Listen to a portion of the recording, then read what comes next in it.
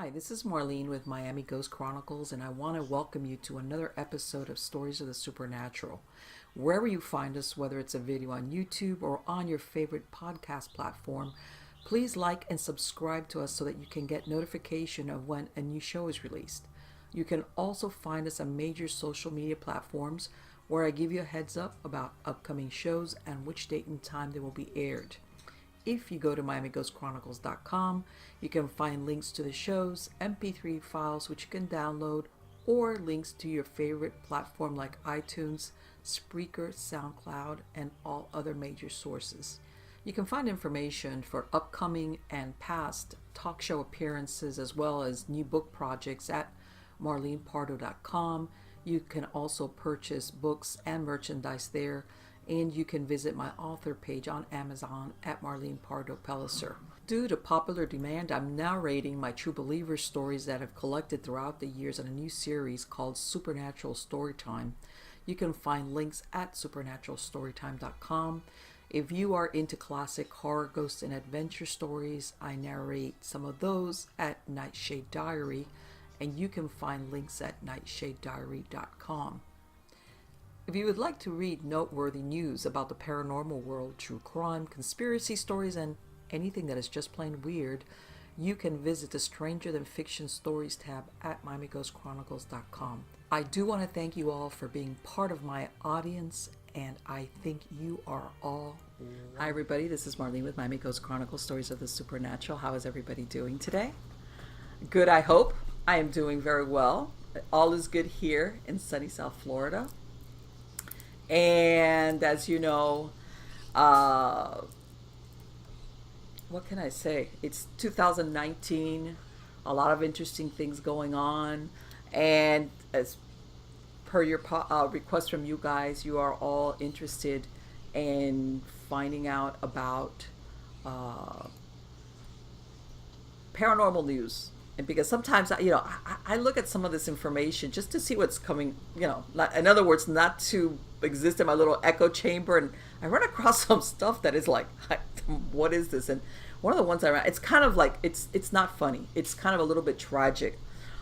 This just came out that up in Alexandria, Virginia, there was a gentleman that got attacked and killed in his business. And apparently the person that did it, from what I understand, it happened during the summer of last year, and it's right now in court. He apparently did have some type of mental illness, but he killed him because he thought that the guy was a werewolf. And by the way, they didn't know each other. I mean, I haven't really followed what the actual process was of the crime per se, but from what I understand, there was no connection to this, and he ended up killing this man with a box cutter, and the defense, as a matter of fact, is defending him based on the fact that, insanity, because he thought that this man was a werewolf. Why he thought that? I mean, if you look at the man he killed, the victim, very normal, as a matter of fact, normal looking guy who had a business. He was a manager for a business there, and according to several of the people that had neighboring businesses, very nice man. And I said, because we always think of these things of the werewolf and the vampire stuff like, once upon a time. And I said, well, you know what? What else has happened? And then I find out that last year, another girl in Russia, she meets a guy online. They meet, get together. First date, that online romance thing. She ends up going back to his apartment. And then afterwards, she tells him, "Oh, by the way," this talk about the cautionary tale about online dating. She tells him, "I'm a vampire." She says that she was a vampire, like in a character out of that program, the Vampire Diaries. And like, I'm a vampire, but apparently I'm not that familiar with the Vampire Diaries. I'm a vampire, and this character supposedly hunts werewolves.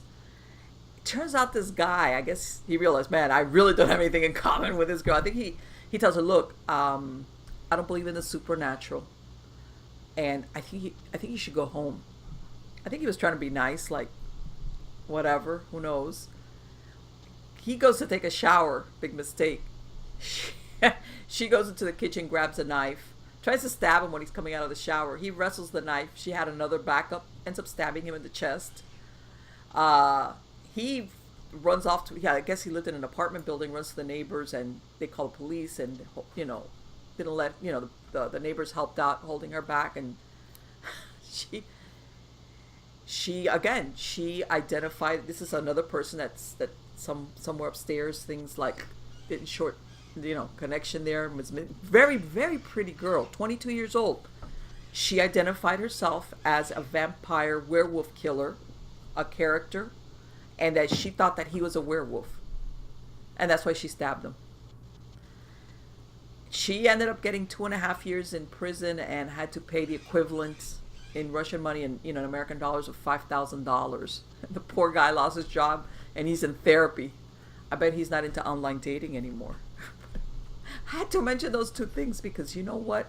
And the reason why I say it is, it's not paranormal, but it is, because sometimes we have to think about sometimes how people, unfortunately, they take this, in other words, there is no boundary line between reality for them and the paranormal. Okay, as in even, you know, paranormal things like and I'm sure a lot of you have heard of, unfortunately, people trying to do exorcism on their children and killing them because they say their children are possessed. And this is a lot, sometimes folks, you know, you got to be careful with these things because there's people sometimes that their grip on reality is not that good. And especially, you know, anybody out there, you know, the paranormal and dating online and all that cautionary tale, man, be careful. Be careful. Bring home, ask them, yeah, what are your beliefs about the paranormal before you bring them home? But anyway, let me get to the good stuff. The good stuff is about the guest that I have here today. Okay, I have a gentleman by the name of Paul Taitt. Now, Paul has been reading, observing, researching many aspects of the paranormal world since his early childhood. And you know, we're going to ask him about that. And his fascination began as far back in 1976 when he had a frightening experience as a young boy while he was in his native country of England. And you all know what I'm going to ask. Well, my first question is going to be out the gate about that. And anyway, but Paul, he's an accomplished and professional videographer. He's since relocated to New England. In 2007, he released his first documentary film called Your Worst Nightmare, which focuses on the frightening subject of sleep paralysis or the sleep hag. Also, he has a new video that came out just in 2018, which is titled Supernatural Assault, Terror from the Shadows. Now, this was released, like I said, back in 2018, and this has to do with shadow people. And I know a lot of you, I mean, I've had prior shows about shadow people and exactly what or what they're not. We're going to absolutely have Paul talk to us because he's had his own first-hand experiences with it. So he, his company Dark Element Films is where he does he's planning on other documentaries, which I'm sure are very interesting, having to do with the supernatural and how it affects everyday people. You know, it's a fascinating mystery of life. But anyway, let me get Paul on. Paul, how are you doing today? Good, thanks, Marlene. How are you today? Very well. And I am so thrilled to have you because I hate to say it that shadow people are very, how can I say, they're very scary, but for some reason that's why people are so interested in it. Plus, a lot of people have had their own first-hand experiences. And I'm going to ask you, because it's mentioned in your bio, what happened with you as a child? Well, I used to live in southwest London up until the age of 5, and then we moved from southwest London to an apartment in West London. And it was all on one level. And my parents slept in a room, in their room, which was about, 15 feet away from my room. And I was at the end of the building. So at nighttime, I used to go to bed like every child would. But the strange thing is that some nights I used to be woken up and, so, I just wake up and then there would be this tall, dark, shadowy figure standing right beside my bed, looking down at me. And it wouldn't say anything. It would just stare at me. And I used to scream at the top of my lungs, and my mum would come running into the room, switch on the lights, what's going on? And I would tell her that I just saw a tall black woman. That's how I described her as it looked like it looked like there was like a dress on, a full length dress, Okay, but okay. just the shape. That's how I described it. But I also described it as having an afro hairdo. Really? Now, growing up in the 70s, afros were everywhere. I had one as a kid. Okay, And okay. so imagine you're a kid laying on a bed and you're probably at 2 or 2.5 feet high off the floor, and you're looking upwards and you see something looking down at you with a round shape. So that's what I said. It was an afro. Okay. So this went on and on. And in the end, I ended up sleeping in my parents' room because I wouldn't sleep in my own room anymore Yeah. due to the fact that this kept on happening. It was a reoccurring thing for me. And the strange part, and why I mentioned the afro, the strange part is I reconnected with a cousin while I was making the documentary, Supernatural Assault, that I hadn't spoken to in about 20 years. So I've been in the States 15 years now, Okay. but I hadn't seen him before prior to leaving the United Kingdom to come here. So it was about 20 years. And I said to him, he's my cousin Leon. I said, I'm making a documentary. And he said, what's it about? And I said, well, before I tell you what's it about, I want to ask you a quick question. And what happened was Leon and his family moved into our apartment when we left. We were there less than a year. Okay. So they took our apartment over and we moved to one about literally, I don't know, 10 blocks away, but it was a much nicer place. So he had my bedroom. So I said to him, Leon, I said, when you took over my bedroom, when your parents moved into our house and you took over my bedroom, and he would have been a year younger than me. I Okay. said, did you see anything strange in that room at all ever at night? And he just went crazy. He was like, why are you asking me that? He was exasperated and very, you Yes. know, passionate about it. What made you say that? And I said, I'm just asking you a question. Why are you getting so, worked up? And he said to me, I've never told anybody about that. Never. He says, I'll tell you now what used to happen. And he said to me, I used to sleep at night, and he said, a tall, dark, shadowy man with a hat used to come into my room and stand above my bed, staring at me. And I hadn't even told him my experience yet. So, yeah. So Yes. that for me was like validation. Absolutely. Something had happened in there that we both experienced without each other knowing until literally the making of the documentary last year. So how do you explain that? And it kind of it sent chills up my spine, and he got obviously worked up about it because he couldn't believe I was asking him, as And if I knew you what never had happened. experienced anything outside the bedroom or that nighttime visitation. It was strictly that was it. Well, I had an experience later on in life, but that as a child, No, but I'm saying while uh, you were living in that apartment, it was like that one room was the one place. that was the coldest room, and it was that room was the only place where strange stuff used to happen. Ah, yeah, I've heard of that. I've heard of that. And I used to go back to because we used to hang out as kids, and my dad used to go over there, and they used to play. He used to play cards with Leon's dad and dominoes and stuff like that. But Right. we used to go over there on the weekend, and that room was always kind of it. Just I didn't even want to go in there, so we used to play in another room down the other end of the apartment. But I hated that room. I just hated the feel of it. I just didn't want to Mm-hmm. hear it. It just felt depressive and cold and just weird.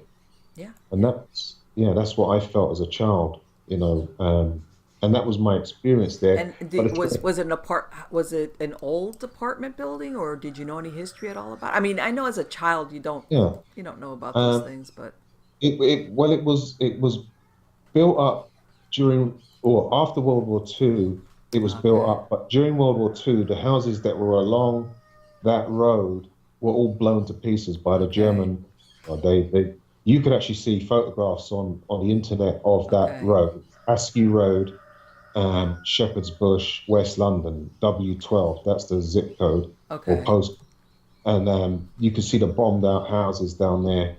And I don't know whether any of the houses where the flats were blown Oh, up. that's a very interesting theory. You know that, right? I mean, Yeah. absolutely, you really don't know the origin. Where was it? Was it something that was there that got bombed out?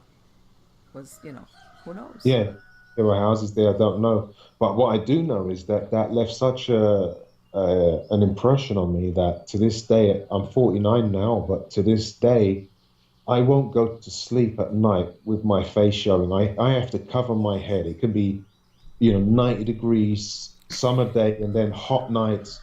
I cover my head and make a little air hole because I refuse to sleep with my face out Yes. in case something, comes and stares at me. You know what? Let me ask you something. What would it do? Stay at the foot of the bed, or would it get close to your Oh, face? right Or beside, right beside me, right beside my oh, face. oh my It was right God, are there. you kidding me? Oh Yeah, my, yeah. that's So I horrible. look, I'm laying there and I look up and this thing is right there, and its hands are down in front of it, like the hands are in a praying position. So if you imagine, your hands are down, but they're joined in front of your abdomen. That's the position its hands were always in, and it That's so just weird. stared straight down at me. Didn't say a word, didn't make a sound, didn't motion, didn't move. It was just standing there. And according to you, you thought it was a woman. It had a like a female. You thought, and I'm sure I you weren't felt, trying to observe it too closely either. But I felt it was a woman, but that was because of, from my point of view, all I could see was long.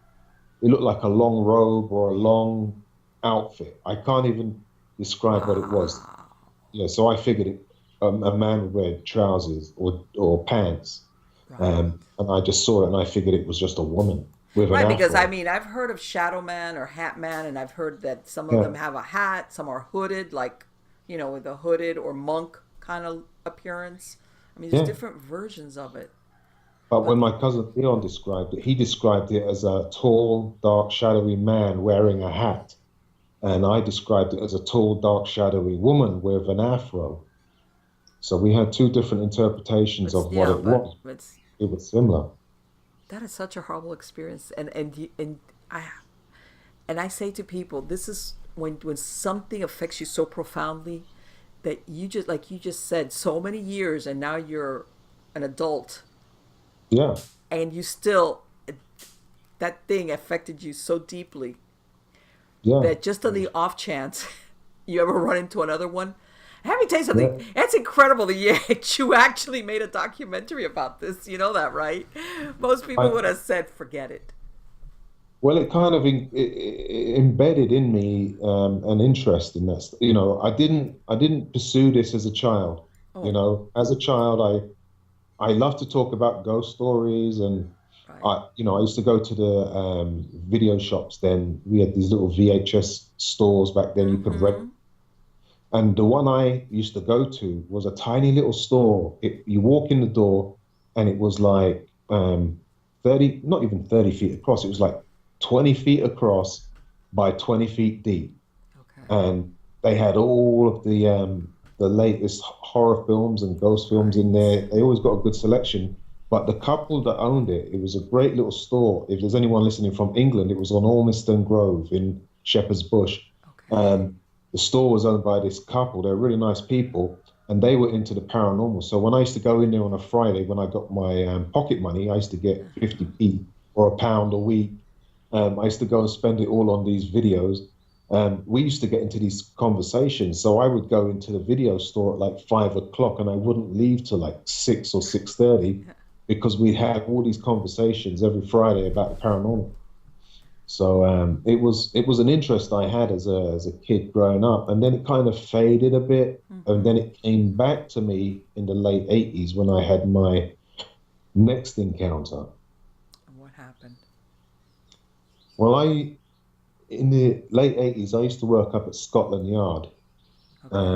and I used to work in the printing rooms on the 15th floor. And one of our work colleagues organized a after work ghost tour. They had done one prior to it that I didn't even know about. I didn't go on that one, but I heard all about it and I was intrigued by it. So when they came around and said we're doing it again, I was like, I'm going. I'm all on board for that. So put my name down, and some of my other work colleagues went, and they ended up filling all the seats on the coach. So it was a 52 seat coach, like a Greyhound bus, and we all met up in the pub after work, and had a few drinks.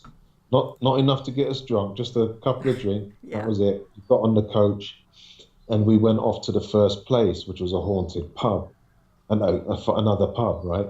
So we went to the haunted pub, and then at the end of the night, we went to the last place of interest, which was called the Chislehurst Caves. Okay. And these caves are in Surrey, and they're like a 22-mile maze of underground tunnels. That's They're deep a lot. underground. Yeah, and they are carved out of chalk, and they were built a long time ago, hundreds and hundreds and hundreds of years ago. And they even used them as shelters during the war. And people used to live down there a long time ago. And they're pretty eerie. It's pitch black down there if you don't have any light source. And we went on the tour, and we were down in the caves, and there was a part of the caves where the guide said some challenge was held. So two men took up a challenge to stay down in the caves on their own after dark when the caves closed. And they were not allowed to leave until the morning. And these two guys were recording all of the evidence. So they had their tape recorder, cassette recorder on, and they had a row of candles down the cave. And this was the story as I can remember it. I mean, we're talking from the late 80s, but it stuck with me. So he said that at one point during the night, this is the tour guide telling the story, that one of the guys was sitting there and he noticed the row of candles that were going down the cave started going out one by one from the furthest point, from the furthest candle, as if something was blowing them out and coming towards them. And it said that, or the tour guide said that when they got to the last few candles, one of the guys that was there went into a spasmic shock, and he ended up he swallowed his own tongue, and he was on the ground writhing, trying to breathe in this kind of what would you call it? It's just a state of like a spasm, and he was trying to breathe, and he was making a sound like a dog barking because he couldn't breathe. He was making, my God. yeah. Now, all of this was on cassette because he was playing it. While he was telling us the story, he played it for us. And I think you can actually hear that on YouTube if you search for Chislehurst Caves Haunted or Most Haunted. I think that they actually play that recording on there.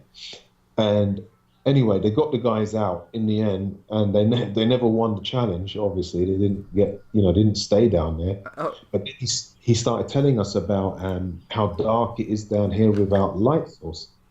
Now, these caves are made of chalk, so if you have a lamp down there, and we all had these little old vintage lamps. Right. If you have a lamp down there, it illuminates quite well because it picks up the light, reflects off the chalk. So he said there's zero light photons down here, and it's a term that I never really knew much about, but he said, I'm going to show you all what zero light photons is like to experience. So he said, on the count of three, everyone turn off their lamps. So he counted, 1, 2, 3, and then boom, it went jet black. And it was the only way to describe it, as if somebody just took your eyes out of your head instantly and rendered you immediately blind. That's the only way to describe it. You know what? And people don't realize what total pitch black is until they're in a situation like that. Because even in a room, so we were all you can still distinguish. So I imagine right about then, everybody was like, everyone was kind of on edge by then. And we turned our lights back on and we proceeded down to the next place, which was an old well shaft that used to be there, but it's all blocked up now. And that went up to the surface. So I was standing at the back of the group, and next to me was a lady that I'd never seen before. She obviously was over, well, after I found out who she was, but she was over visiting England, and she was a friend of one of my work colleagues. She was from Germany. Okay. And I was standing next to her, and the tour guide was giving his speech about the well shaft and, the history on that. And then I got a feeling to turn around. It was just, I felt like somebody was, watching me. So I turned around and I looked towards the dead end of the cave that was behind us. It's solid chalk wall. There's nothing there, no doors, no way out. It's solid dead end. And I'm looking down there, and all of a sudden I see this orange glow. And to me, it looked like somebody was standing down there smoking a cigarette. So as they drew the air in through the cigarette, Right. you know how it gets brighter? That's what happened. Yes, yes. Like the ember. Yeah, it was like an orange glowing ember. So I was looking at this for a second, just thinking maybe someone's down there. And then I saw two more appear, one at a time. Like one, so the first one was at kind of like head height. And then the other two appeared down lower at like knee height, but in a triangular formation. So now we've got a triangle of dots, but they're glowing orange.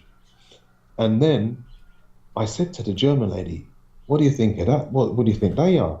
So she turned around and looked at them. And as we were both looking at these embers, they started to rotate anti-clockwise. What? Yeah, they started to rotate anti-clockwise, and they got faster and faster and faster. And we were just looking at each other thinking, maybe this is like some kind of light show or something to do with this, Right. this tour or the caves. And as they got, to a point where they started becoming, when lights spin fast, they make circles. Exactly. Yeah, it started to get like that, but then they stopped dead. It stopped like instantly and opened up. So the top point of light went up towards the ceiling, and the other two went down towards the ground. So the triangle opened up, and then from the center of this triangle jumped a small, dark, shadowy humanoid figure, and it was about 4.5, 5 feet tall, and it looked like a adolescent or a young teenager in a Okay. in a diving suit. And it jumped out of the center and landed feet first on the ground in a crouching position. And the way I always describe it is when you see them old kung fu films and you see the ninjas Yes, dressed, right. Uh-huh. that's exactly how it moved, like one of those. It was kind of looking around its environment, and its hands were kind of in an outward position, like it was just putting them out there, like feeling its environment with its hands. But the strange thing about it is when it jumped out, obviously we were shocked, but in disbelief, we were just staring at it, and it was looking around the cave environment as if it was exploring it. But the strange thing is, it didn't see us. It didn't look right at us. Even though we were staring right at it, it didn't look at us. It was looking around its end of the cave. Right. Maybe it just couldn't see. But we all had lamps or the lanterns, so you'd think that it could see us, but it didn't. And it was at that point I looked at the German lady like I was lost for words. And she let out a ghastly scream at that point. Yeah, She's like, okay, that's it. yeah, Uh, yeah. She screamed really loud. And when she did, the creature whipped its head around and looked right at us, and then like froze, like a deer caught in the headlights. And then it turned to its left God. and it ran straight through the cave wall. I looked, it was gone in a flash. Oh I my God. couldn't, I couldn't even begin to imagine what it was. So I quickly ran towards it, thinking at that time, this is a joke, this is a Okay. trick, this is a projection. Right. So I'm down there looking up for lights, projectors, anything that could have done that. I couldn't see nothing. And a few seconds later, I ran back up to the German lady, and everybody was around her at that point. And the tour guide was there, everybody was there. And she was shaking, trembling. and she couldn't even speak. She didn't speak good English, but she couldn't even get out But what she wanted to say. So I explained to the tour guide what just happened and what we'd seen, and he said to me, "That thing that you talk about has been seen down here numerous times." oh, And really? yeah, he said it's been seen down there numerous times. And he said, when you go up to the lobby at the top, the entrance where you came in, go to the front desk. And he said, ask for the logbook. And he said, write your experiences down in there, each of you separately. And we went up there and they presented us with this big book. And it was about an inch thick. And it had, you turn the pages and all of these things that happened down in that cave were there. So we wrote our experience in the book and we exchanged details because she wanted my address and telephone number. There was no internet back then. And she Mm-hmm. said she wanted that because when she goes home, she's going to tell her friends about this and she doesn't want anybody to think that she just made it up or she's crazy or she's imagined. Right. So I didn't hear from her again. I didn't hear anything about that. But that ignited my interest in what these things were. And at the time, it was a ghost to me. I But it didn't know sounds that almost like it was a portal that opened up. I mean, that's what it's like. Yeah, but I didn't know about shadow people. Never heard that term used until way later, decades later. and Paul, were you able to make? I mean, I know you said that the height, and were you able? What it looked human, but you couldn't tell features, or it was just like a solid black. Yeah, it was. Wow. Oh, Paul. Mm, I can't hear you, Paul. Can you hear me?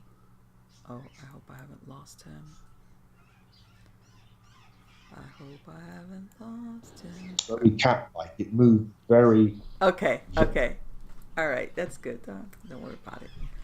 So I think, well, now obviously you're an adult. So what happened? You had this experience and you're thinking, okay, this was not a trick. Um, I did slept in anybody my. have any theories as to what that was, or just everybody would just, No, no, and nobody knew what it was. But when I went home, I slept in my sister's room for a week after. I wouldn't I you're wouldn't like, sleep oh on my. man. There Yeah, was no way I was sleeping on my own after seeing that, yeah, because it yes. started to sink in on the ride home. I was on the after they dropped us off. I had to take the train, the underground train, and that's at night. That's weird enough. And then London is kind of an old spooky place. You're walking down Yes. dark streets of London, and you get back home to your place or your home, and you're thinking, man, I know I've got to go to bed. Let me tell you something. So I hate to say it, but to me, when you mention, like the train in London, yeah, what comes to mind is, that movie American Werewolf in London, yeah, that that's the exact scene same. where Yeah, that's that, yes. that's what I always, to me, it's like, oh my God, that's got to be Well, so scary. That was Tottenham Court Road, and that Okay. wasn't far. That was not far from where I had to come from. So I came out the same area to travel that same subway system back home. We call it the underground system. Right. It's weird. You'll hear me switching from American words to English words. It's just Of course. I it's just understand. the way But I so I imagine that must have been a long trip home, huh? It was like, it all was right. long, yeah, because I had a long time to sit on that train thinking about what happened, and then you just get worked up. So by the time you get in the front door, you're kind of scrambling for your keys, and then you get in the front door, and it was late. My parents were in bed, and so I dragged my blankets and duvet and pillow and crashed on my sister's floor, and I stayed there for a week. Just make sure, like, I'm not gonna have a repeat performance of, Yeah, yeah, or what people worry about is this thing gonna follow me home. But yeah, it's that was on my mind, and my one of my aunts had a remedy for that once, which I did know at that time, and I used it, and I walked in the house backwards. really, So that's yeah, interesting. in their culture, well, my dad's from South America, Mm-hmm. Guyana, and one of my aunts, she was saying, that if you ever think anything's following you home, walk into your home backwards. So I did that, And you're and like, I'm not I taking sat. any chances. I don't care. Oh, and I've done that even here in Maine when I used to be part of a paranormal group. Mm-hmm. One night I left we done a investigation in the Wilton Historical Society, and I was driving home on my own across the Canton Flats, which is a really spooky place at night. Fog rolls in and everything. So I'm driving across the Canton Flats on my own in my Ford Explorer back in 2007, and I could feel someone pushing the back of my chair. It felt like someone had their knees in the back of the chair. Right. That's I a very ended up, distinctive feeling, I imagine. It's yeah, it was. It scared me, and I rolled the windows down, all of them, the windows all down, and I'm driving. It's freezing cold, and it's dark, and I put them down just to kind of make me feel like I wasn't trapped inside that car. And when I got home, I didn't even take my equipment out. I left it in the car, and I went up to the house, and I opened the door, and I walked in backwards, facing this uh-huh. whatever I felt was following me. So that's one thing I've always known, to walk in the house backwards, facing out, so that if it's following you, it will stop. It won't come in and follow you into the house. Yes, I've heard. That's so interesting. And you never had once you had that experience. It you didn't have any other experiences with that whatever it was that tried to follow you home, that tried to hitch a ride with you. No, no. Obviously, maybe it was just my imagination, but I just maybe like to think also that my little plan worked, you know. Let me tell you something. Usually, I mean, having well, my kids are grown up, but that's a very distinct feeling when you have somebody like pushing against the back of your seat. Yeah, that's what it felt like, a pair of knees. Yeah, Um, exactly, exactly. So it's like, yeah, I when I was investigating more actively, from I would smudge down my car, would open up the trunk, I would go around the corner, or sometimes if we would say, oh, let's go to the McDonald's parking lot a minute and talk, because you're not going to do this in front of a client's home. no, So, no, and people would laugh because they would see me smudging stuff down, and they'd be like, Marlene, and I'm like, Marlene is not taking any chances, no. because let me tell you, if you don't think that, and this is another thing that I told people, whether this place had any paranormal agency going on or not, whatever. Usually, when you're doing an investigation, uh, attempting communication, whether you have a psychic on the group or not, you're going to bring in discarnates that are not tied to that location, just because of what you're trying to do. So Exactly. it's also, not always, but there's a very good chance some of them will try to hitch a ride home with you, and that's the last thing They you want. and it can happen. And the thing for me that really strikes a chord, and that's why I'm so cautious, is I know beyond any reasonable doubt that these things are real. And Yeah. when I saw that shadow down in the caves, as a grown up, I'm an adult now. I'm still in my teens, but I'm like 18, 19. When I saw that thing, I wasn't the only one to see it. I Right. saw it with somebody that had no connection to me, that was from a different culture, that didn't hardly speak, didn't speak English well. Right. And there's no way we could have any preconceived connection that, we're going to make this or manifest this imaginary thing together. It happened. We both saw it. And I knew from that point on, as an adult, that these things exist and they're as real as you and I. Well, and this is the thing. I mean, despite your experience as a child, and this is what I tell everybody: when you've had that firsthand experience, whether even if you would have been alone, nobody believes you, didn't capture proof, you didn't film it. It's like there's such a shift in your reality for Yeah, the rest of your life. Like you just said, that this is real. I don't care if yeah, don't convince anybody about this. I know what I saw. I know what I exactly. experienced. And it's easy. It's very easy for people that haven't seen these things or experienced them to just be blasé about it and think, oh, that's nice, that's cute, that's just. But when you see one, Yes. you then know in the back of your mind, you think, is it gonna even now in my house, when I turn all the lights off at night, I'm like, I'm looking around. We've got quite a big house now. Mm-hmm. I look around and you're kind of always looking for that shadow to appear. It's like Right. it just leaves a mark on you, and Yes. you never know when they're going to show up again, and that's what's frightening for people. And when we made a documentary, that was one of the biggest fears for people. Well, let me ask They, you something. When you made your documentary, uh, did you did you interview other people? And one of the things I was going to ask you, because I've heard of this happening, that when people are doing, whether it's a documentary or film about certain subject matter, yeah, they start having experiences. we did. We had them here. What We had happened? lots of things happen. Well, during the making of the documentary, so I'm down, and I've been asked this before on radio shows, but Mm-hmm. I was down in my studio, which is in the basement editing, and it's a nice studio.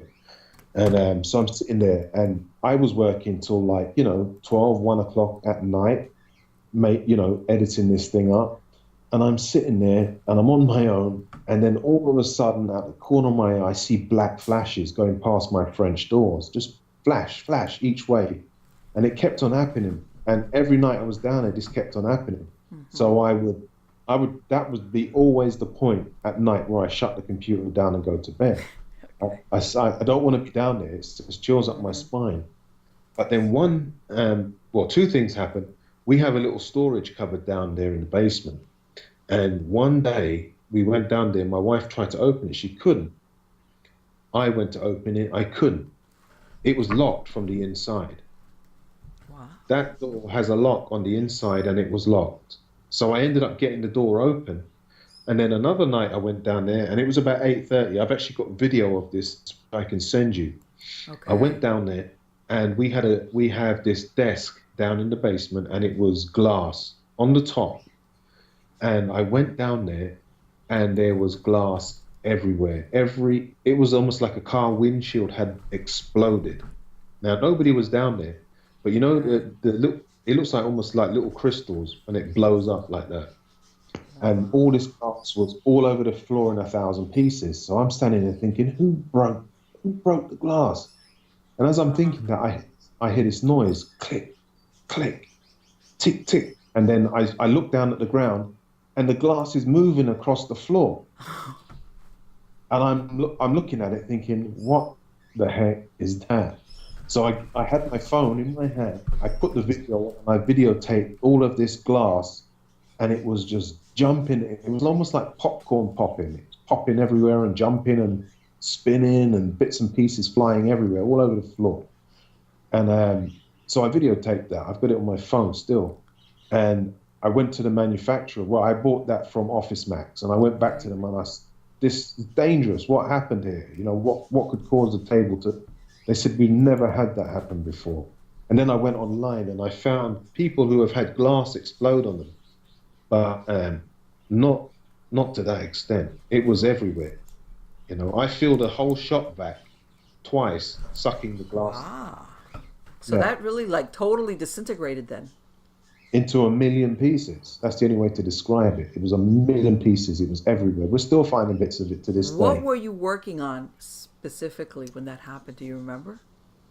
No, I can't remember what part of the film, but it was supernatural. It obviously was that documentary. Okay. But I say that, and that has happened to me once before, but not with a glass desk. It was with a Pyrex teacup. So back in the day, my mum had a set of these brown Pyrex tea cups and saucers.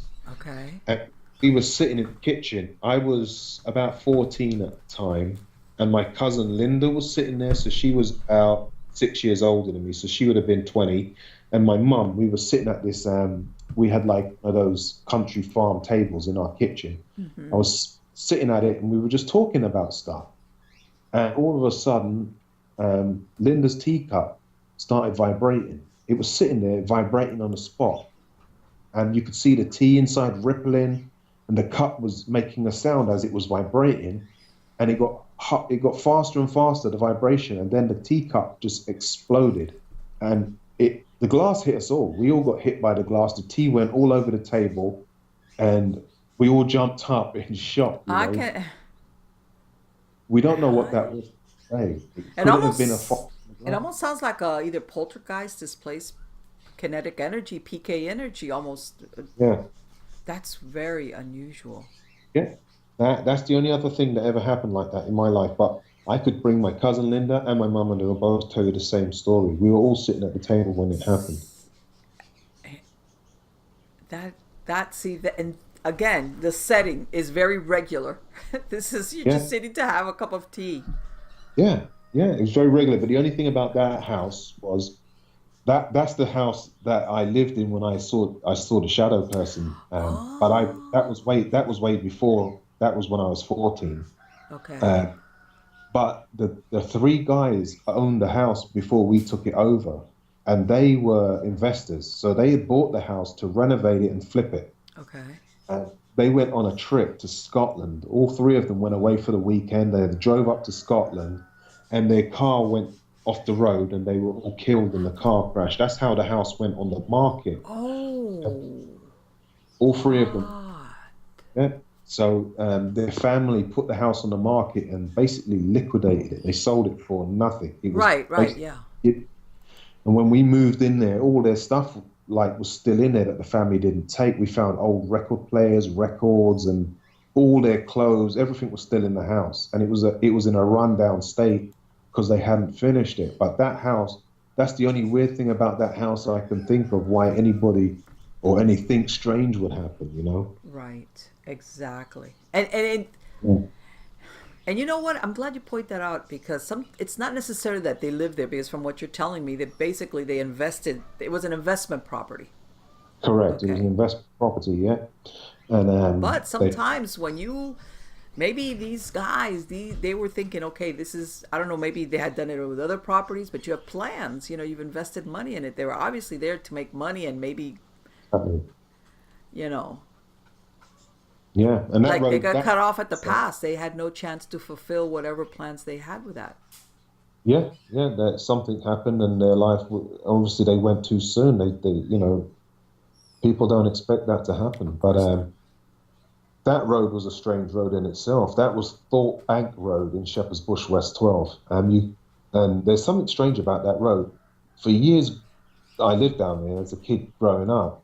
Okay. Out center of the road, it was a long terraced road. So meaning that all of the houses were joined. There was no gaps between them. Okay. Uh, in the center of the road, on both sides of the road, the houses are slightly different. And you look at them, and I always used to wonder, why are those houses? It was four houses in the center of the road. On each side was slightly different. And it wasn't until I was older, an older person who lived down there told me, he said, during World War II, here we go again, Adolf Hitler, but during World War II, a Luftwaffe bombing force came down across um, Shepherd's Bush and dropped bombs in a line. And then if you go to the road behind it and the road in front of it, all them houses in that line are all different. They wiped them all out. Bomb, Oh. they carpet bombed that whole strip down Shepherd's Bush. It was off the Uxbridge Road. They carpet bombed that whole area, and those houses in the centre were blown up. That's why they're all different. They were rebuilt, and they're slightly different. But Oh, because that the housing predated World War II, except that section that you were talking about. yeah, exactly, yeah. Wow. Yes. Let But me tell you that's something. That and people don't. One of the things I imagine, besides the, anybody that was killed, let's say in an explosion, I imagine the residual energy that's left from the terror that people had yes, experienced. It's, it was bad. I wouldn't I be mean, it must. surprised if people that lived in those houses maybe had residual, like you said, like even if there was no actual entity there, but feeling anxiety, fear, I want to bust out of here, and it's like it was probably maybe possibly a residual left over from it imprinted itself in the fabric of that space. It could be. It very well could be. I mean, the road itself it had an eerie feeling about it at night. Definitely Wow. had an eerie feeling. But Yeah, I mean, that's I've heard that. Yeah, because sometimes when the bombings took place, I know that there was an alarm system, but sometimes those things happened and it caught people unaware, right? As far as the correct. occupants. Oh, Yeah, you that's would have heard the air raid sirens because I grew up hearing those anyway. We used to yeah. have attacks by the Irish Republican Army, the IRA, Mm-hmm. and every now and then you'd be asleep in bed and you'd just hear the air raid siren go off. Whoa, just like World Right. War II. and you jump up out of bed and you wonder what the hell was that, and then some nights you'd actually hear the bomb go off. But Wow. it was crazy time. You know what? I was born here and grew up here in Miami. And, we had the Cuban Missile Crisis in the '60s, and I remember when I was a kid, they would have every day. They would have a siren that would just go. They would test it. They would test it every Yeah, day. yeah. Just yeah, I would hear it going. "Ah," It's that Um, winding up sound that kind of yeah, it's when you hear it, it's just eerie. yeah, and eventually, but yeah, they would they would keep test. It was tested, by the way, religiously every day for years as I was because of a kid. After a while, you don't even listen to it anymore because you realize they're just testing the alarm system.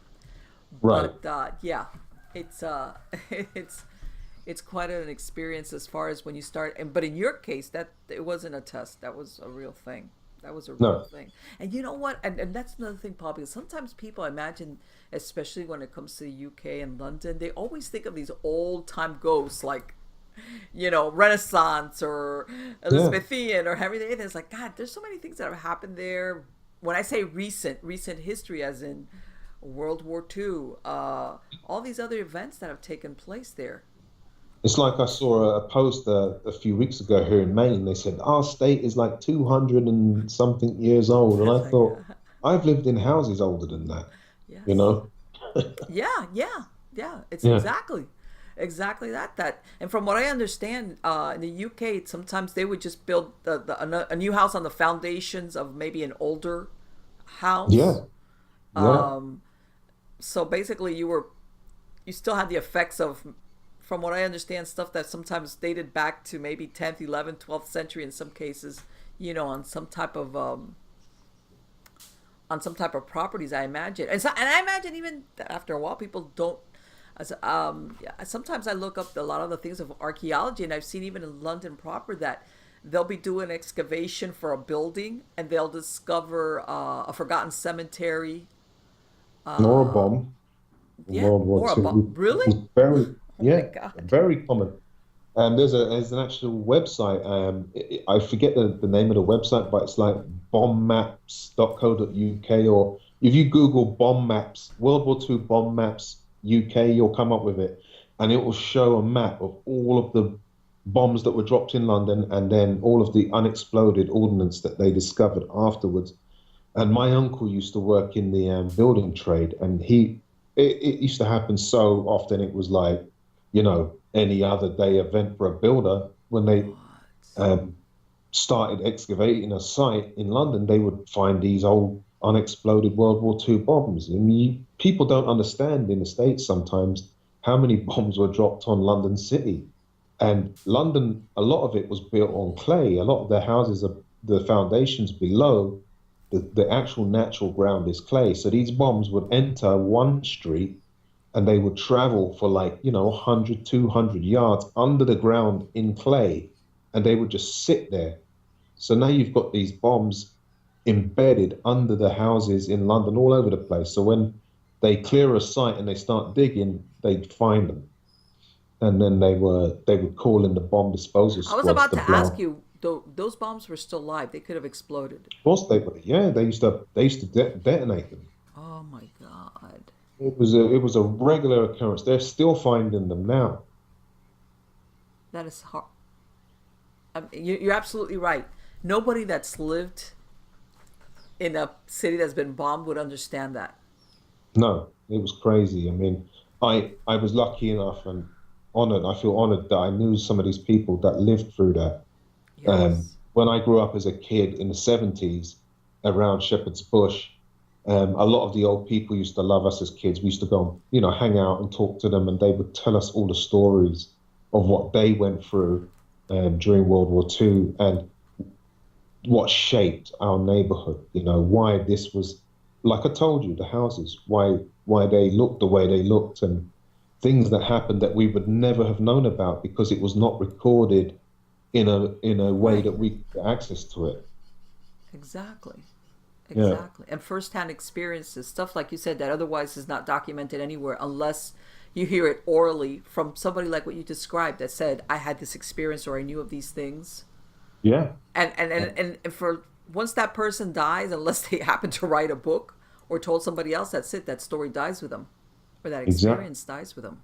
I've got stories from around that area. Not to get off on a tangent, but Mm-hmm. that kids down there now, they probably don't know. And if I ever went back down there, I could tell them. I could say, hey, you know why that house is different? They wouldn't know. They just wouldn't know. That let me tell you something. To me, that's extremely. I mean, it's very historical, but it's very. I want to say frightening in the way of that people maybe don't understand Yeah, because unless you lived through it yeah, or you had a parent or a grandparent that lived through it and to tell you about it, you could see it, but you have no way of relating to it. You just exactly. it's like, well, That, but that yeah, but generation did suffer. They went through a lot. yes, yes, and let me tell you something. Just the thought of that is horrifying. That you, let's face it, you're unless you make it to a bomb shelter, and even then, Yeah, uh, and that's how can I say it's living in a constant state of fear. You understand where you yeah, don't know when that something's going to happen. That let me tell you something. That's extremely stressful for exactly. humans. For 6 years, and that same underground system, the underground subway system I traveled Mm-hmm. on to come home that night, that's the same underground system that used to house all of these people all across London at night. They would be Wow. down in those tunnels on the platforms, and they would hear upstairs at ground level. They're like 90 feet below, but at ground level, you'd hear the bombs pounding the city above you. Oh my God, that has got to be. And then you don't know what you're going to find when No, you go up. is your house still there? You know? Exactly. Exactly. And what if, I imagine this, if what if it happened where you don't know where some of your family members are at that moment and you're hoping that they're okay? Yeah, yeah. All of that happened. I studied World War II at school, and that was one of the subjects that absolutely fascinated me. And the things that the things that they used to go through, it's just unbelievable. I No, wouldn't wish that on anyone. no, no. And again, it's like, again, it's a day to day thing. And this is one of the things, it's a civilian population that people don't understand because when you're a soldier and you go to war, you're a soldier. But when you're a civilian and you have a family or you have children that you're trying to protect, let me tell you, that's a constant 24/7 stress right there. Talk It about is. anxiety. It's like, okay, that's anxiety. That is stress. That's Yeah. true stress right Luckily, there. and just so you know, luckily, most of the children were taken as when they were young, and they were shipped out of London, and they went to live with families who not adopted them, but Right. temporarily. Yeah, I've heard that they had places where they would take the children out of the, I guess what, because out in the countryside they weren't getting bombed, right? Correct, correct. Yeah, it But was just still, plain, but still, Paul, think about plain. it. If you have children, you still you're that's a very, yeah, I mean, you want to protect your child, but still it's a very difficult thing to do, Of to send your child course, away. to give them away to somebody you don't even know. Oh, especially if you have a young child. No, no, no, Yeah, no, no, no. Yeah, let me tell you, so there must be so many stories there, and I'm getting, yeah. and as far as the supernatural, the paranormal, I'm sure that there's a lot of experiences or hauntings that are tied to things that happened uh, as a result of what happened. Yeah, and that's what kind of led us down that pathway. It's just the sheer history of that city and what could explain a lot of what we see and experience, you know. So I think there's some connection there. Well, like I said, it's not only sightings, but feelings like you said sometimes where you'll get to certain places or that you just feel so that you want to get out of there. Like I don't know what it is, but I feel like I need to leave. And where you feel something that you're like, why am I feeling so anxious or why am I feeling like this? And sometimes it has to do with something that was experienced uh, Yeah, by people there previously. And when you started this last documentary, the supernatural assault, uh, did you were you able to interview other people that have had experiences like yours, Paul, as far as with shadow yeah. Well, let people? me let me explain how supernatural assault. wasn't a documentary that I ever planned to make. Okay. What happened was I, in 2007, made a documentary film called Your Worst Nightmare, Okay. which was about sleep paralysis. And I don't know if you know what that is. Or, Yes. Yes. so for anyone who doesn't know, a lot of people have this. 1 in 5 people worldwide will have this experience where they wake up at night and they're unable to move, cry out, speak, anything. They just can't move, but they're wide awake and they're fully conscious. And during this time, it's a very strange time for someone to wake up in that state. Um, People often report they hear shuffling footsteps. Some people report feeling a tremendous pressure bearing down on them. Some people actually say that they feel like they've been choked. But I had that happen to me, and it's a normal human experience. Sleep paralysis itself isn't supernatural, Mm-hmm. but some of the things that people report happening to them during sleep paralysis kind of borders on strange. And I was making this documentary out of interest, and a lot of the people during the interview process were telling us about seeing, they were seeing these shadow beings, these entities in their rooms that were fully formed, humanoid form. Some were on top of people, some were assaulting people, and we hadn't planned for this. This wasn't something that I even, thought, because when I had sleep paralysis, I just had the physical Right. effect. I did hear an audio effect, like a audible effect. I heard a whispering sound, but that could be put down to my lucid conscious state. Mm-hmm. But I never saw anything. Now, these people were telling us they were seeing stuff. So this was happening one after the other. And I said at the time, let me just collate all of these interviews because I think there's another documentary here. Okay. And I obviously had had my shadow encounter as a kid and the one as an adult in the late 80s in the cave. So I had some sort of interest in that. So I thought, let me keep those. There's something here.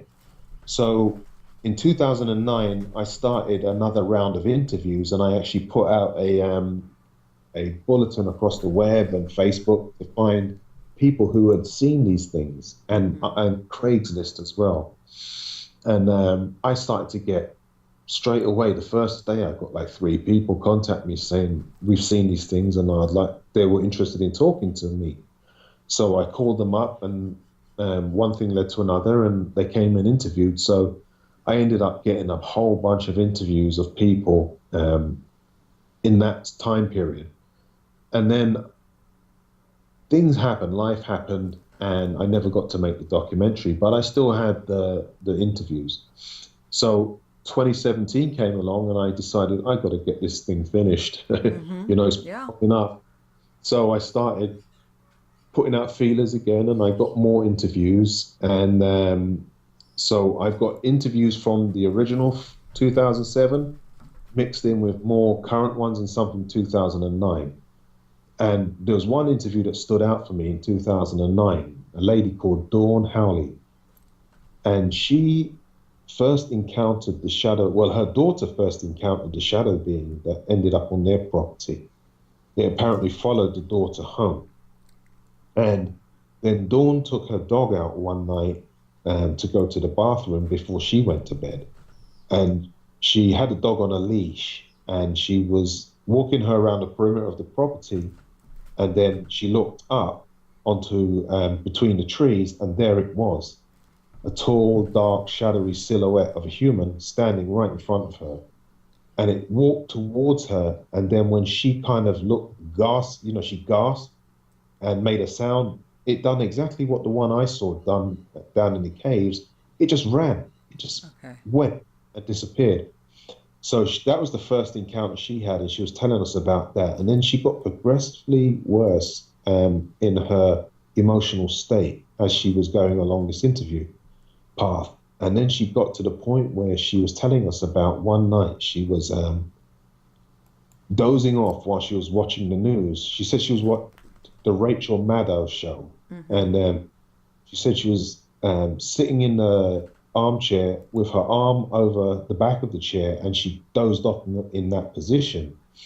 And then she was awake. She woke up to find one of those shadow things or beings standing over her, and it grabbed her arm. Yeah, it grabbed her arm and Oh. pulled.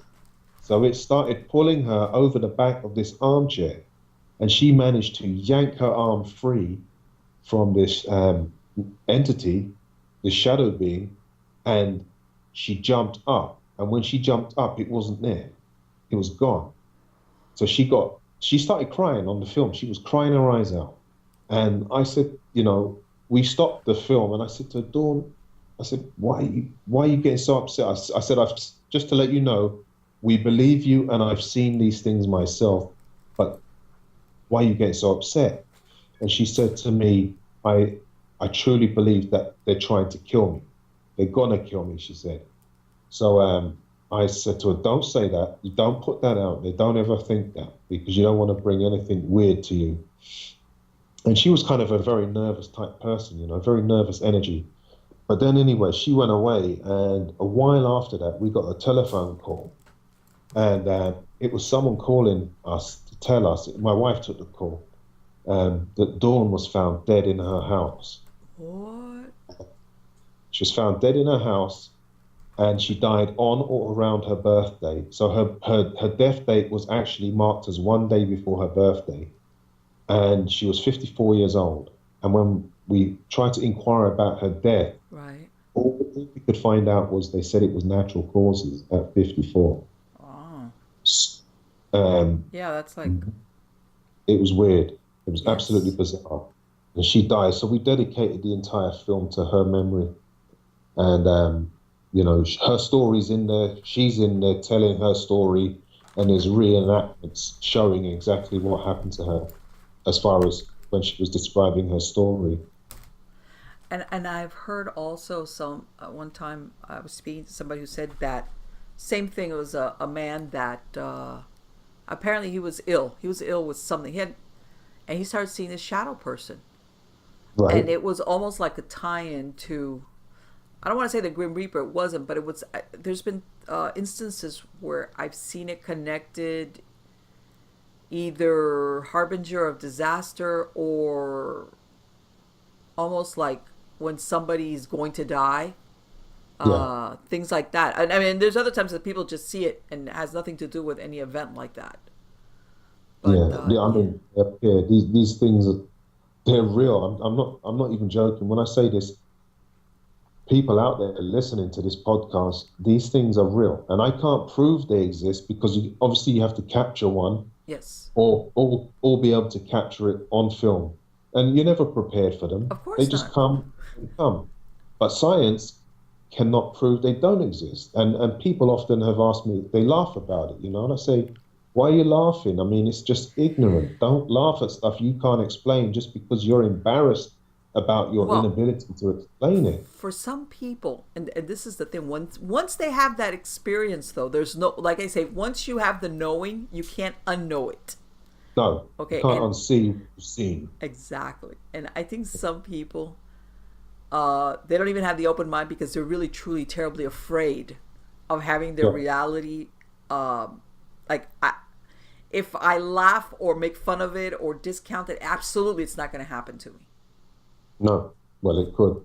And the thing about it is that the biggest fear for people we found was that once it happens to you, what's more terrifying about it, especially if it materializes in your bedroom or physically, interacts with you, you don't know when it's going to come back. You can't stop it because it can come through the walls. You can't, you Yes, just don't know what to expect. And that's what's frightening for people. The fact that they cannot control that thing from coming into their rooms. exactly. Yeah. Yes, and I mean, and when you were talking about earlier about the sleep paralysis or call a night hag, yes, I've heard. Like you said, there's a thing where sometimes you wake up and that the part of your nervous system that keeps you from acting out, so that you don't go walking or sleepwalking or acting out, kind of like they're a little bit, they're not in sync. So Yeah. that's why you have the I'm awake in my head, but my body doesn't respond. And it's kind of scary because nobody likes that. But yes, I've heard of other people that have, they, like you said, they hear things, they see figures. Yeah. Uh, it's really horrifying the experiences they have. It is, and my belief about this, and I've been asked this before, what do I think they are? I think from what I've seen and the people I've spoken to, and other people that have seen stuff similar to me, and the way that they react, like Dawn telling me that that thing when it really saw her and she let out a gasp, it ran. When I Mm-hmm. saw it, it ran. Or when that lady screamed, sorry, and we saw it, it ran.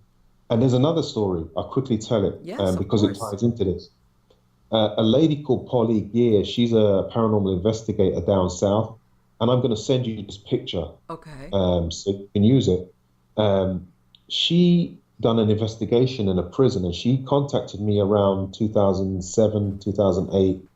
And she said that she went up to the first floor in this prison and she walked into a cell and she was on her own. So she had a flashlight and her camera. And she walked into the cell. And when she walked into the cell, she saw standing over by the small windows that they have in the cell, one of these shadow beings. And it was a tall humanoid shadow being, and it was just looking out the window. So she took her flashlight and she turned it on to it was probably already on, but she turned it onto the being itself. And when the shadow person, whatever you want to call it, saw the light beam, hit it, it put its arm up into the light ray. It put its arm up into the beam, and Uh-huh. it was moving its arm up and down through the beam in a curious way, like it was saying, "What is this?" And it was just Right. doing that up and down. She said it didn't turn around. It was just fascinated by the light beam. And then she said she put her camera up and clicked. And when she clicked, it turned around and looked at her and then went oof right through the wall, gone. It was from the cell that she was in, and it ran into the cell to the right, just went straight through the wall. She never saw it again. But then she went down the stairs to go and tell people the other group members, what she had seen. And when she got down the bottom of the steps and she stepped into the mess hall where the prisoners would have eaten, she Right. said she had her camera in her hand and she had the sensation it was behind her. And she turned around really quickly and just snapped. And when she'd done that, she caught it and she's got it on film and she sent me the picture. Let me tell you, that's And incredible. I've got the photograph of the shadow being standing there looking at her. That, but that's so fascinating. The part that it's like basically, I don't want to say playing, but the flashlight beam, it was like as it wasn't aware of her. In other words, and once No, it became aware of her, everything changed. exactly. And we don't know. See, here's my thing, Marley. I don't know whether they're reacting to the visual sighting of us or they're reacting to sound because Yes. everything that I've seen and that I've been told, it seems to be that they're reacting to sound and they're hearing something that's spooking them. Mm-hmm. And Mm-hmm. when I was going on about what I believe they are, the universe or everything around us is made up of matter. Yes. And science can only measure 5% of all that exists. Yes. The rest of the matter, the 95% that they can't measure or see or interact with, they term it collectively as dark matter. So they don't know what it is, but they just call it dark matter.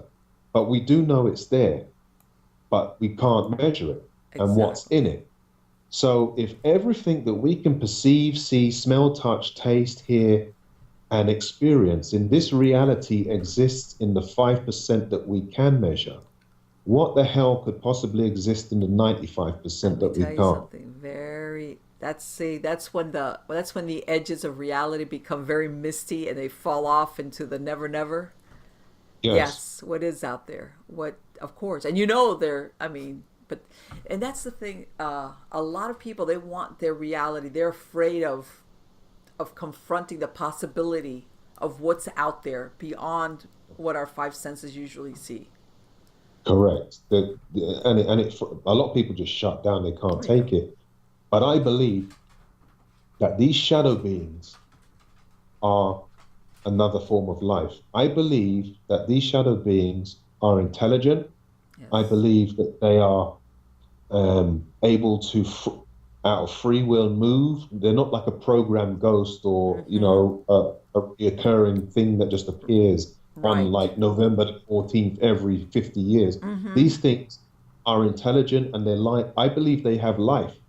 And the thing about it is, everything that we see has a vibrational frequency to it. Everything exists on a frequency level.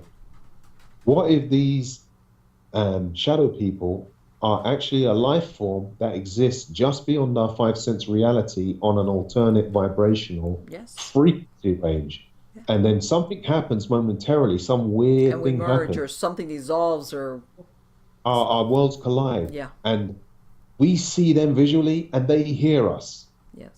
So what if something's happening vibrating? I mean, everything around us that we see, like you're sitting in your home now, Mm-hmm. everything, the walls, the computer, everything you see is an illusory image. It's a second-hand image because, and for the listeners out there, your eyes, the light from the walls or the whatever you're looking at will pass into your eyes.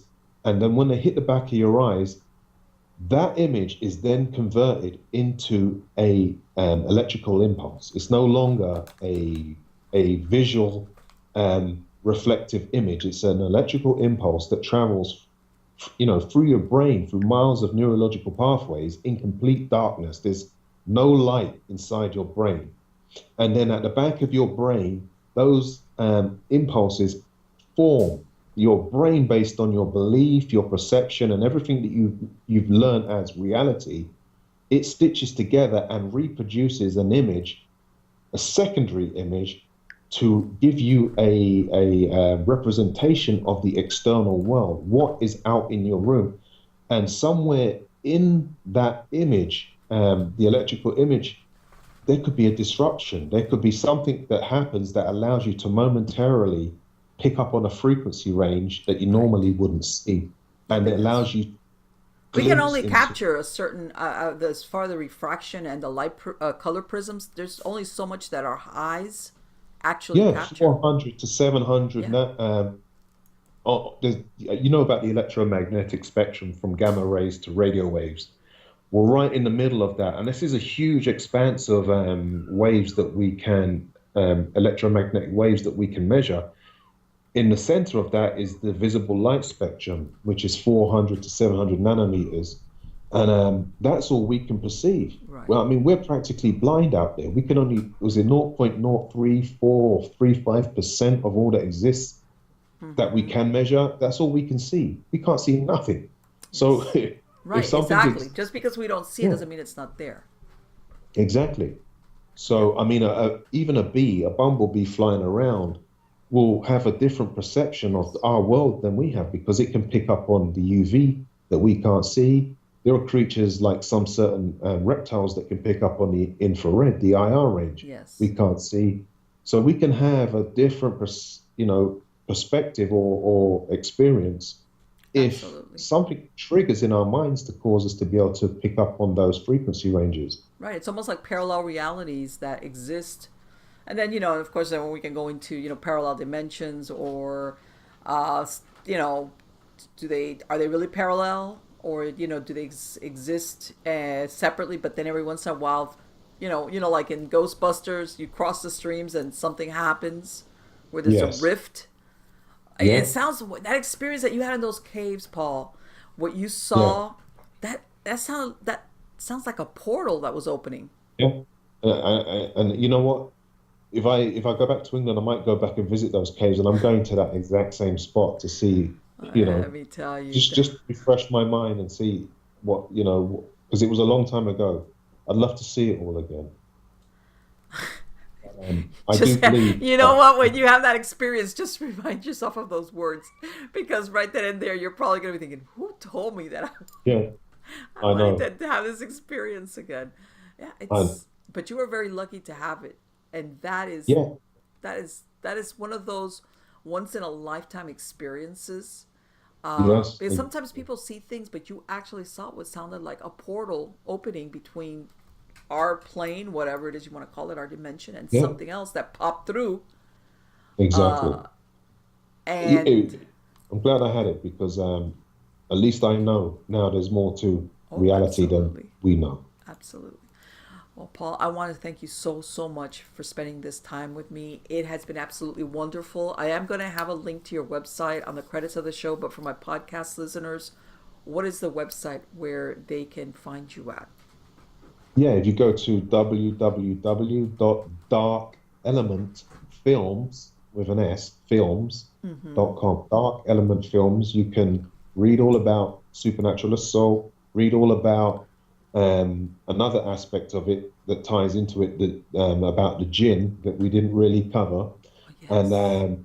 you can watch the trailer and you can stream the documentary film immediately if you want to have a look at it. You can stream it, or you can order a DVD or Blu-ray. It's all Perfect. available at darkelementfilms.com. Excellent. Excellent. Let me tell you something. Oh, darn that thing about the gin, because I know that that lady has been getting a lot of attention because people don't realize really what are the roots of the jinn per se as it relates to the supernatural world and entities, and because everybody wants to try to pigeonhole things like this type, Yes. and the jinn is something that I think a lot of people don't really understand what is the jinn. No, I mean it's the Jinn is another animal altogether, meaning that to cover it, it would take six-part series, you know. Right. But the Jinn is just to, in brief is connected to the shadow people. A lot of people believe worldwide that the Jinn and the shadow people are the same and one. And in the Islamic culture, going back 1,000 years or more, even to pre-Islamic culture, the jinn are mentioned. There's a chapter in the Quran, chapter 72, the chapter of the jinn that talks all about them. And they believe, I've spoken to Islamic scholars, they believe the shadow people and the jinn are the same and the one. And I believe that the jinn, I mean, they're considered malevolent, like that they could even cause somebody to die, right? I mean, Correct. I mean, there's good and bad, apparently, good and mm-hmm, bad jinn, but there's malevolent ones too, and they're mischievous. And there's a rift between them and mankind because mm-hmm, in the beginning there were angels and jinn on the earth, and then man came along. So the jinn were ostracized over. There was a dispute around that time about the God wanting the jinn to bow down to man, and they refused. And right, apparently they were banished from this dimension into another. Now that's a whole different kettle of fish to talk right, about, and a lot of people may find that all hard to swallow. But a lot of right, people in those areas believe that the jinn and the shadow people are connected, and they right, are the and it's same a thing. non-human entity, and yes, Yeah? yes, we Human have, entity, please, Paul, but you have to come still, back and we have to talk about the jinn. yes, definitely, definitely, anything. It has been wonderful to speak to you. It's so interesting, and I'm going to urge everybody, like I said, to go to your website so they can see the film. And I would love to speak to you again, just so that we could delve into that subject about the jinn and the connection to shadow people, etc. Because I Yeah, think a lot of people don't understand exactly. I want to say that there's people out there maybe that think of the jinn or the genie, but in the they're connected. very It's the same thing. That's where it theatrical came. way. Not a true understanding basically of what you just described. What are the actual antecedents? Where did it arise from? Well, you want me to answer that now? Yes, Yeah, yes, the word jinn in the Arabic culture, it means conceal or to hide, the unseen. That they're apparently they emanate from the world of the unseen. So that's where the jinn come from. And the jinn in their culture, collectively, they call them demons, evil spirits and stuff like that. But in Christianity, we have demons, demonology, and all that. They're the same thing. They're talking about the exact same thing, okay, just different terms. And the genie ties into this because the genie is another term for jinn. right. And Hollywood has even, Oh yeah, jinn are all over the place in Hollywood. They're in movies. There's a new movie coming out with Will Smith, the genie. And there's really, been movies. Yeah, there's been movies. I can't remember the name of the movie. They used one. The U.S. military used a jinn. Sorry, to spy for them to go and get documents from another nation, Iran. really. That's so Yeah, interesting. but it's a really big movie. I can't remember what it was. I wish I'd written it down. But anyway, there's this evil witch Jinn, and it's they use it, and it's jet black like a shadow with these glowing ember eyes, and they send her out to get stuff from the Iranians. And the funny thing about it is, the Iranians were actually accused. The Wall Street Journal wrote an article on the Iranian government. They apparently used jinns to spy on their enemies. And when approached and asked, the minister, I can't remember what department he was in, but like their minister of defense or something like that, Right. admitted, he said, why wouldn't we use jinn? Everyone else uses them. He says Mossad used them. Everyone uses them. So this is written. The Wall Street Journal published this story. You can look it up. That is Yeah, incredible. yeah. The jinn are, this is real. These people are using them. Because you always, the general knowledge of the jinn is you always think of the genie and granting you three wishes, if you, or Aladdin's, that Yeah, kind of, that's what people sometimes relate when you think of genie. That you're going to get a wish and you got to be careful because sometimes it's like a mixed blessing because you don't end up getting really what you want. yes. But a lot of people don't realize exactly what is the history, which is quite ancient, as to Yeah, and where I'm they not an come expert from. on them. Like Rosemary Ellen Guiley is the actual expert as far as I'm concerned. Jinn. I made a documentary and I learned a lot from her and I gleaned a lot from other people. I like to talk about shadow people and stuff, and I do know a lot about the jinn, but I'm not an expert on them, but I can talk about them. So, but I'm willing to down the Yes, road come back and we'll absolutely. discuss it. We'll brush up on my jinn knowledge Absolutely. It and would be my we'll pleasure. discuss. Believe me, there's plenty that we can talk about. I can tell. I can tell. I can tell. Yeah. Well, Absolutely. like I said, I had a radio show and I used to cover a broad spectrum of subjects. So there's not much I can't talk about. I'm on some crazy path now. A lot of your listeners would laugh at if I told you. Go ahead. But have you heard of the flat Earth? Yes. Well, I'm looking at that now. I found some documentary films that have shaken me to my core, and it was not Really. that these people are crazy. The evidence that they're providing is so damning, I can't refute it. So now I'm looking into it. I Right. want to see what's going on. And I watched a debate today between a flat Earth expert, a guy who's researched all of this, and a physicist Okay. who is a highly respected physicist, and the physicist is destroyed in minutes Really. to That's the very point interesting. where to the point where he's babbling for words because he can't even realize how ridiculous he sounds. Let me tell you something. That right there, I'm talk about people that no pun intended would be earth shattering. It A is. I theory mean, like that it's shocking. It's shocking. All of your because viewers, go and look up the Gleason maps from the UK that were published in a place in England called Blackheath, okay, and they were marked as the true and accurate record of the planet Earth prior to the globe being introduced. Look at the Gleason maps, and you'll see what the Earth okay, was apparently supposed to look like back then.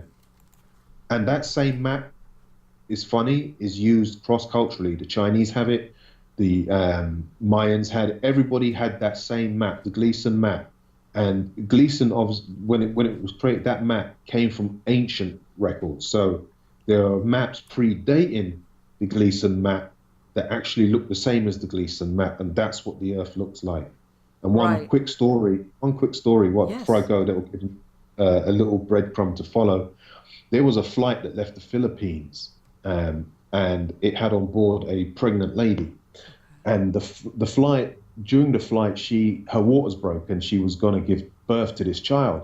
So it was flying from the Philippines to Los Angeles, right, which was a okay, straight shot across the ocean. right, What happened was the plane had to make an emergency landing, and they went from the Philippines to Alaska, and they landed in Alaska. And when asked why they went to Alaska, like it was well out of the way. They right, said that it was the quickest route to get to a hospital or to get to medical attention. If you look at the Gleason map, it all makes sense. really, Alaska, actually, you come across Alaska from the Philippines before you hit Los Angeles. really. Because you Yeah, always think of it as being much further north. yeah, Like exactly like yeah, like you're gonna have to veer off north, exactly. Well, our northeast brain, almost to hit Alaska. exactly. Our brains scramble like when we try to compute this. But Yes. just so your audience knows, um, we're not talking about the world is flat like a piece of paper. Imagine a basketball cut in half, and the top half is gone, and the world sits on that plane. So it's still round, but Right. they're saying it's flat, level, not a ball like that was introduced Right. 500 years ago. Because Copernicus introduced that globe, that globe, Yes, and exactly. we've all. But prior to that, everybody believed it was the way that all of the maps, like the Gleason map, portray the Earth. Right. So even Right. The United Nations flag is an accurate representation,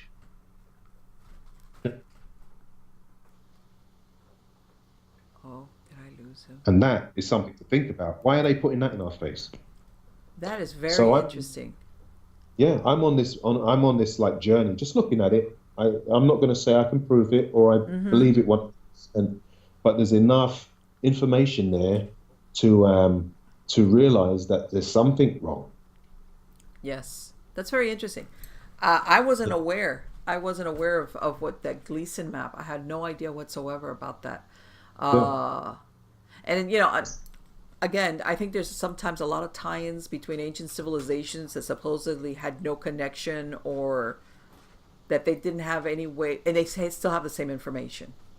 yeah. I They think in all had some the same. cases that raises a lot of questions about a lot of different theories, like how would these different civilizations that were thousands of miles apart and supposedly had no connection or contact Yes, had the same information or version of the same thing.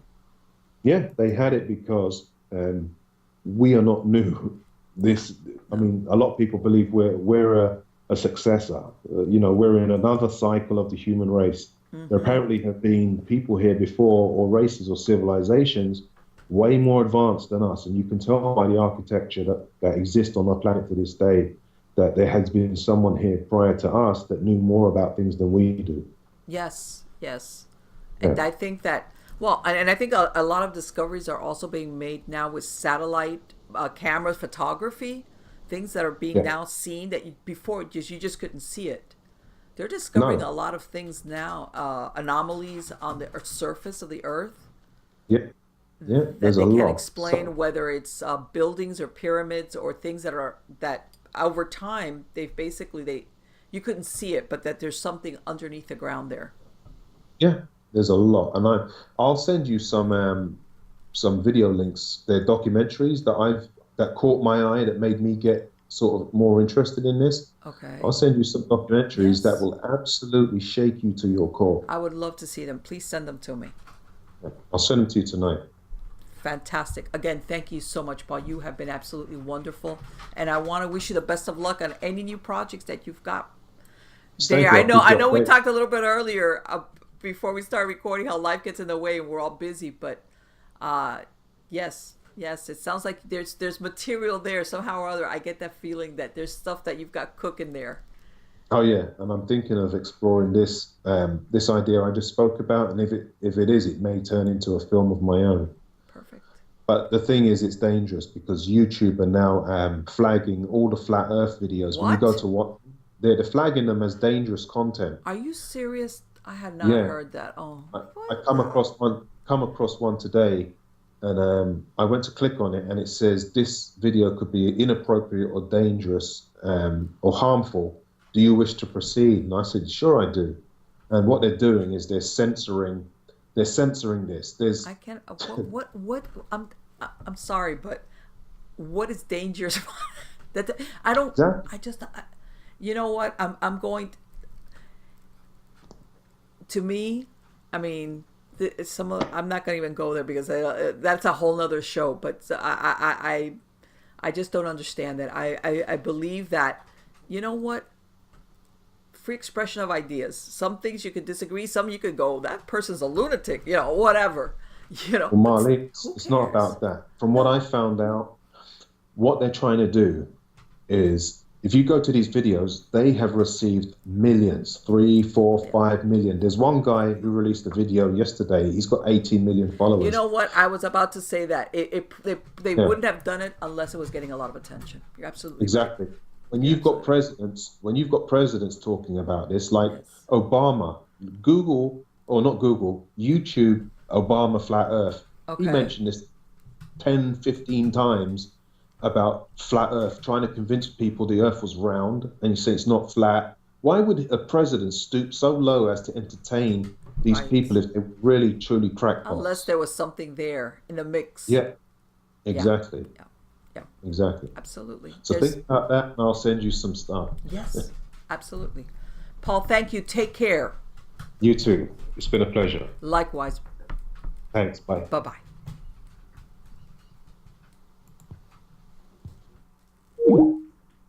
Wow, guys.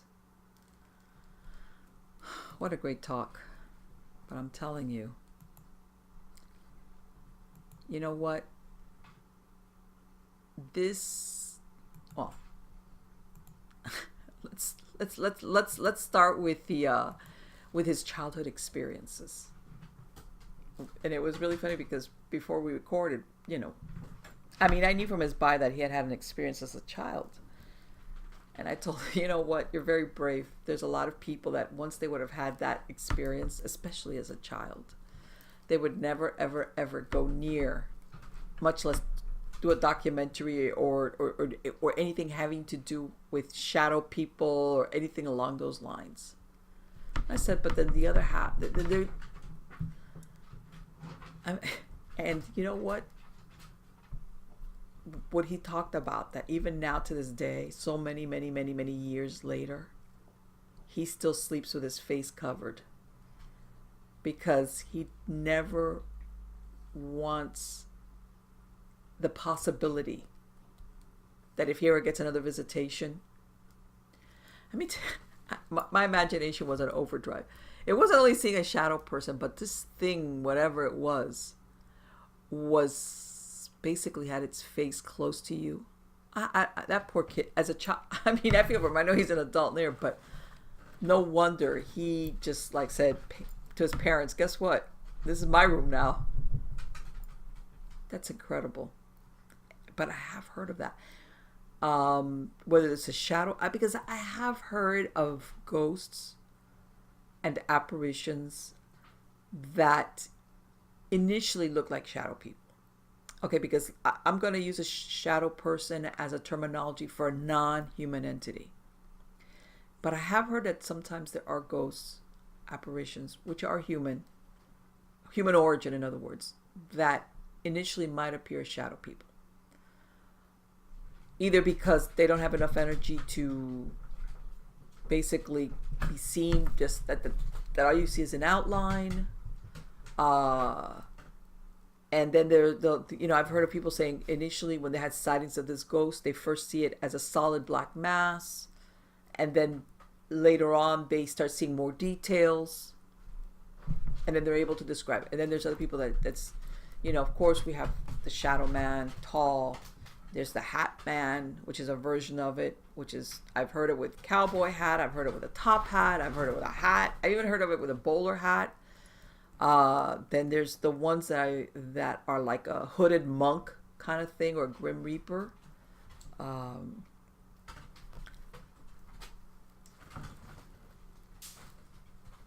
And I'm not gonna say, because without really knowing, but the consensus somewhere along the line is that shadow people are malevolent, or there's something kind of very that when humans come across them, they inspire dread. Okay? And in some cases, I've heard that they're portenders of death and disaster.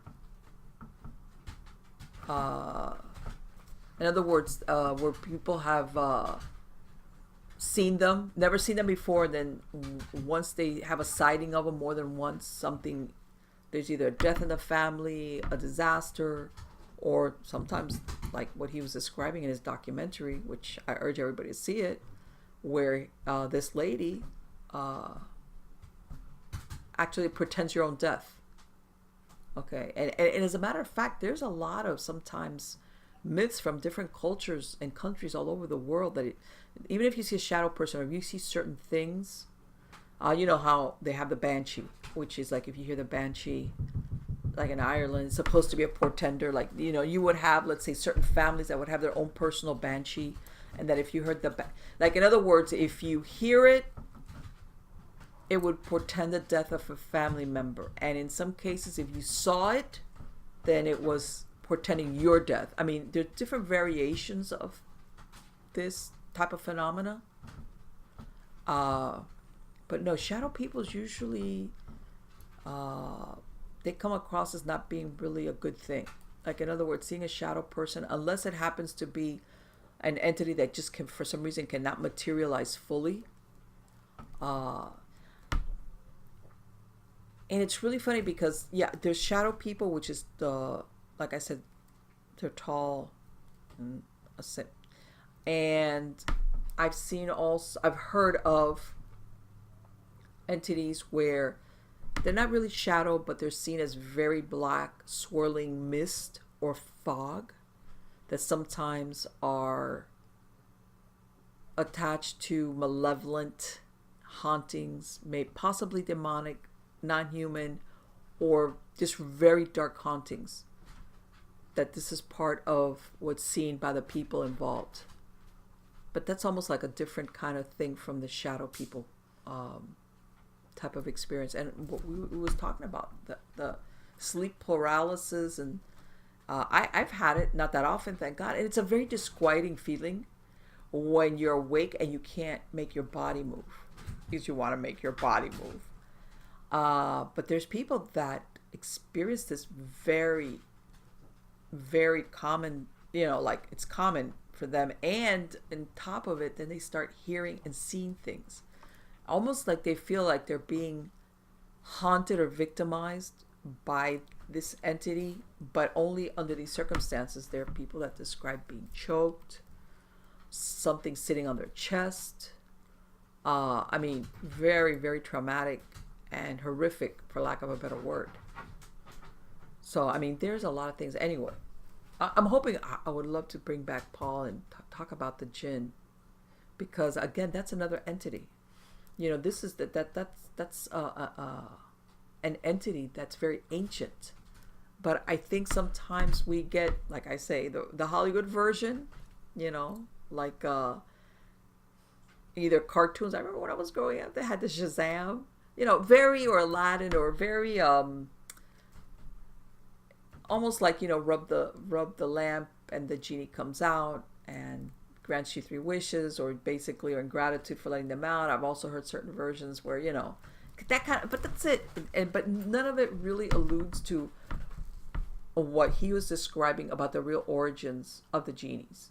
And I did not know. I had heard somewhat, but I really didn't understand what he was saying, that it's believed to be somehow tied into shadow people. I do know that the jinns, in some cases, I've heard of people that there's belief that it can even get to the point of even killing you. You know, so yeah, heavy duty subject as far as the paranormal is concerned. Guys, I hope you like the show. I love speaking to Paul Taitt. Again, I'm going to have a link to his website on the credits of the show. Make sure to visit his site if you want to see that movie. Again, you can stream it, or you can actually order a DVD from him. And I want to go ahead, if you haven't subscribed to the channel, wherever it is, whether it's on YouTube or any of the podcast platforms, go ahead and subscribe so that you get notified when I release any shows. Also, you can find me on all the social media platforms. I usually will give a heads up when I'm going to air a show,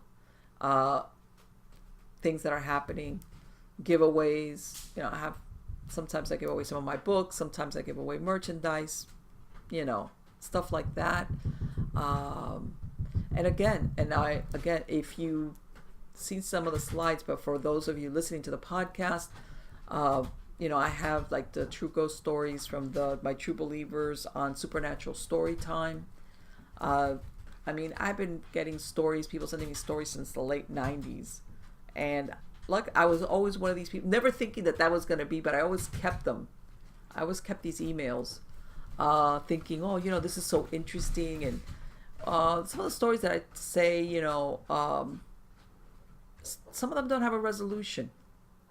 Some of them are very brief. Sometimes it's just an experience a person had once. Other people, you know, like what, you know, other people like that they live in a certain place, and when they're living there, they had these experiences, and once they moved away, and as kids, God, you know, and I'm going to tell you something. A lot of people, they fall into that category that whatever experience they had as a child, whether it was once or, you know, for a period of time that they live there, it affects them for the rest of their lives. Even if they never see another ghost, anything again as an adult, they never forget that experience they had. So anyway, go to supernaturalstorytime.com. That's where I have the podcast of those stories. Nightshadediary.com. I have some of those are more of your classic ghost stories, horror stories, some adventure stories. You know, if you're into that, like an audio book. And then of course on MiamiGhostChronicles.com, if you have a true story, you can go to the submit your story tab and you can submit it there.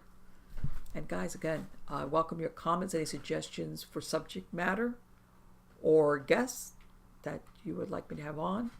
I have a great lineup of guests coming up, talking about a lot of different things having to do either with the supernatural, the paranormal, or like what I say, just the weird stuff.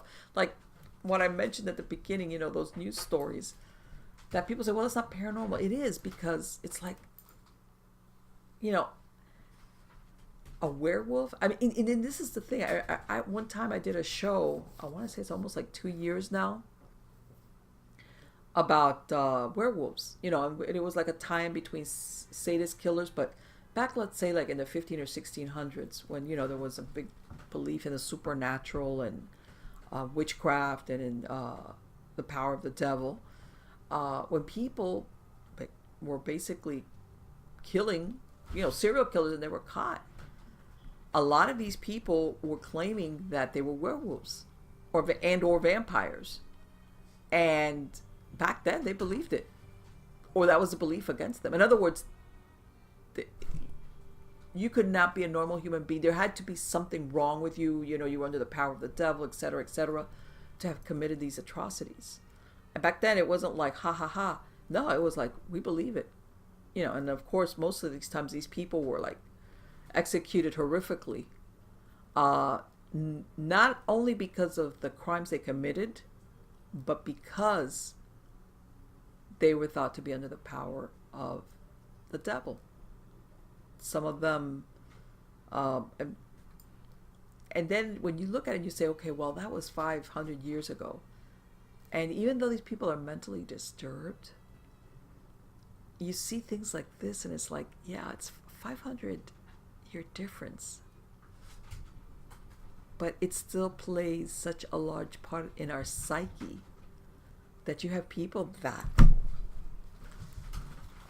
actually commit or try to commit murder based on the belief that this other person is an otherworldly being or supernatural being. Oh, wow. Okay, guys. Thank you so much for being part of my audience. Thank you so much for spending this time here. It has been absolutely wonderful. You're all wonderful, and please come back, because I have a lot of great shows coming up. Take care.